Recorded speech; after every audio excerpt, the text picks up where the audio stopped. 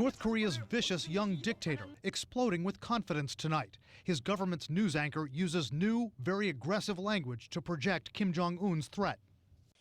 Kim Jong-un said we now have the clear capacity to directly and realistically attack American bastards who continue to attempt to invade the Pacific. Kim's just tested 2 medium-range ballistic missiles. One failed, but weapons monitors call the other one a partial success because the missile flew 250 miles and even briefly entered space. Saying that he can realistically attack Americans and not just the U.S. in general, that's a new level of threatening language from Kim, right? Yes.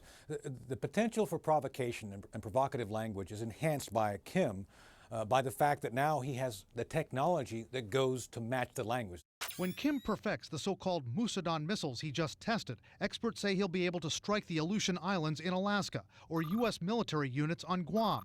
A U.S. intelligence official tells CNN tonight Kim's aggressive language, his celebration of this missile launch, underscores his regime's aspiration to be recognized as a nuclear power.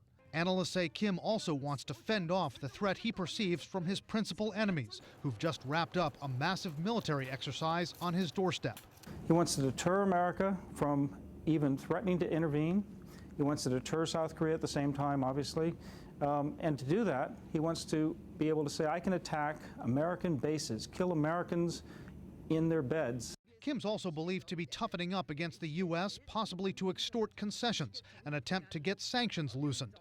Although he's solidified his hold on power, analysts say if his economy gets squeezed too tightly, he won't be able to buy off North Korea's elites, and he could be threatened from within.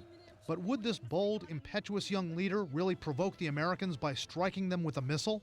Any real provocation where he fires one missile off that's with a real warhead does some damage, he'll be decimated.